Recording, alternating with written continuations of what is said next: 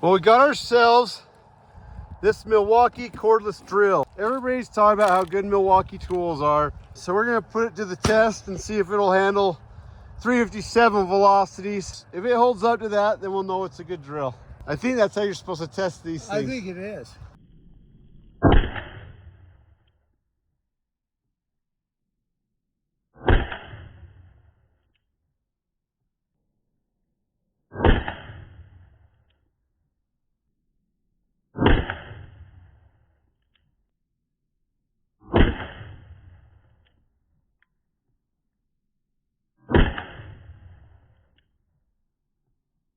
My money's on the drill.